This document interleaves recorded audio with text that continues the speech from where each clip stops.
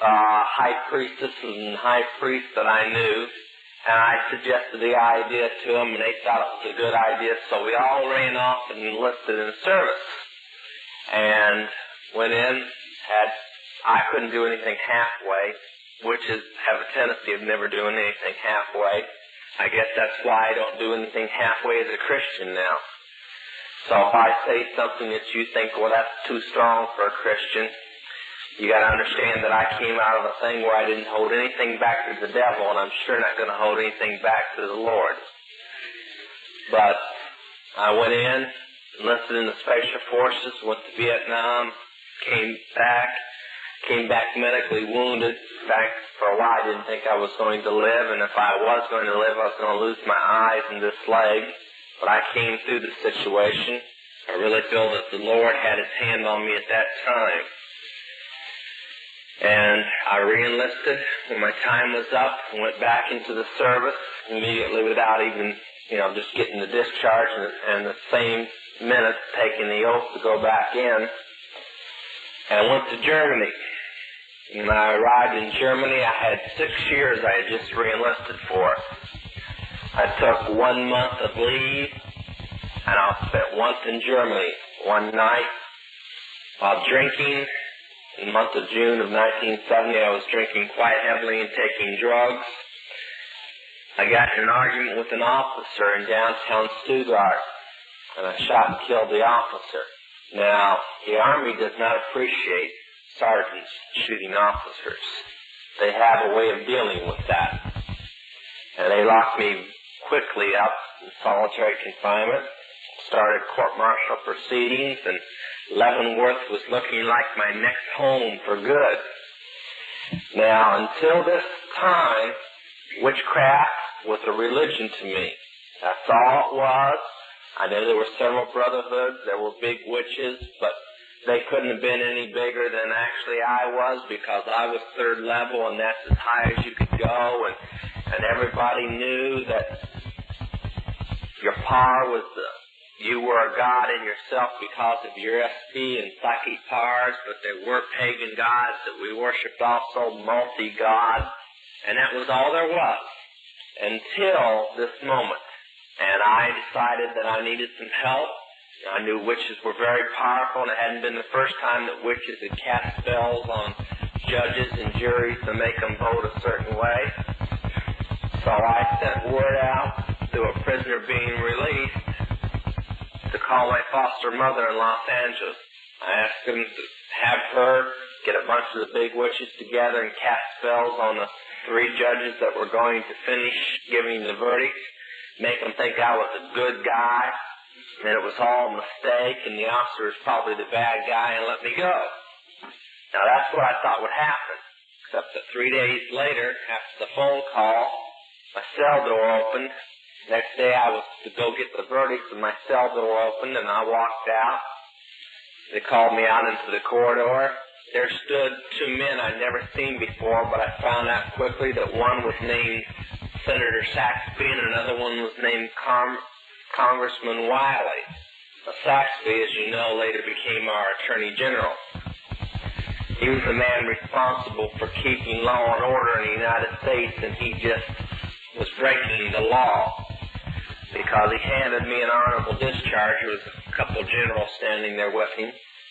And the honorable discharge reads, honorable discharge. It doesn't explain what I'm going to do with the rest of the 6 years of my service, and it doesn't say why I'm getting out. It just says honorable discharge, just like anybody else that would have completed all their service.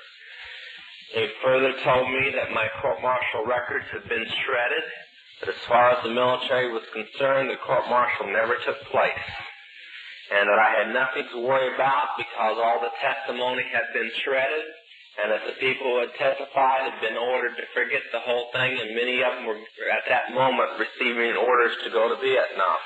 And at the same time, I was told not to worry about it, that my military records would be destroyed later. It was interesting, when the fire swept through the record center at St. Louis, only the Korean and World War II records were supposed to have been destroyed. Mine was Vietnam records, and mine was destroyed in the fire.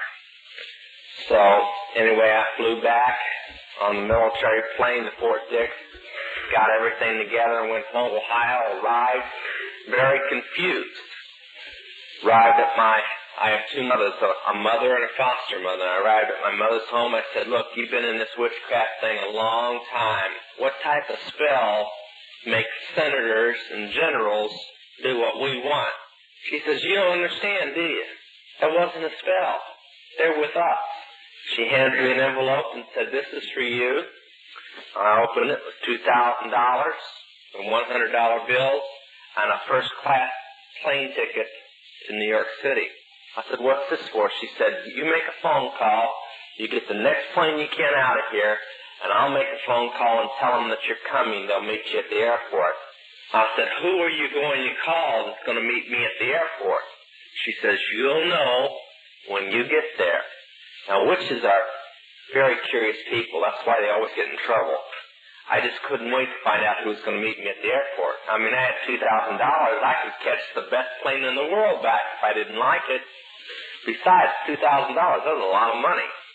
I had to find out who could flash this type of money around. So I got on the plane, flew there, got off the plane, and a man whose books I had studied for a long time walked up and met me. He was head of the anthropology department at Columbia University at that time.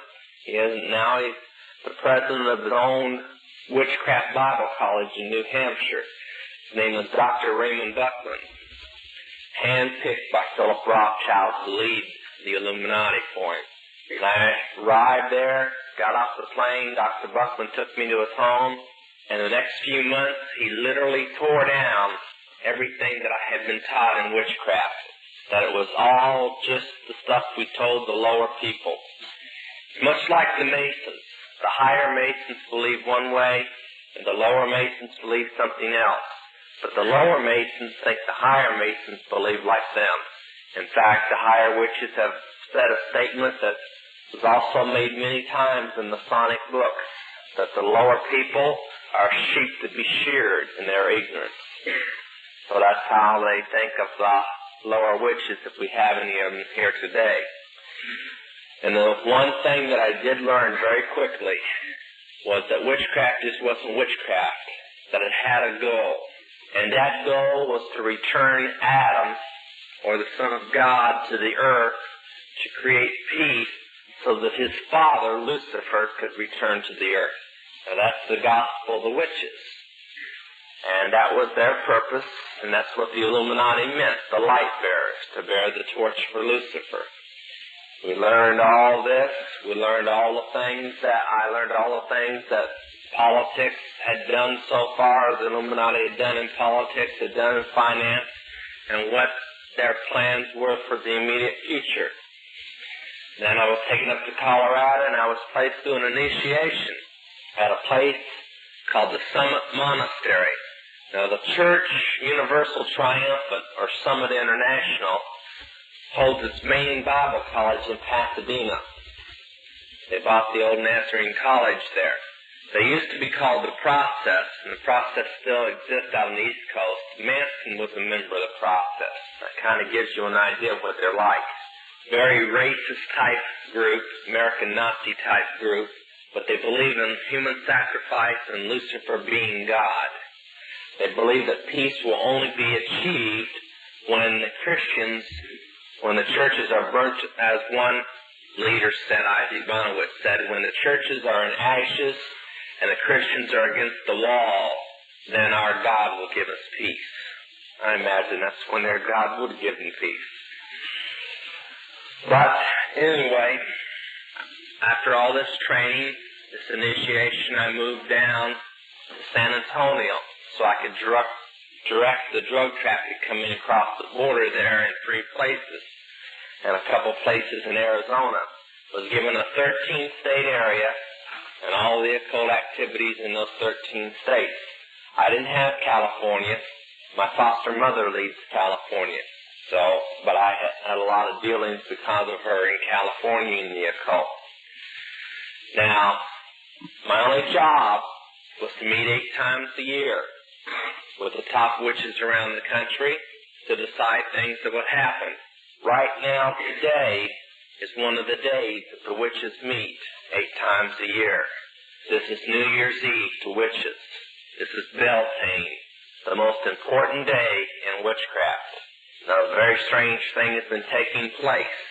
Instead of a one-day meeting, which was scheduled, those 13 witches and several hundred others have been meeting in Los Angeles.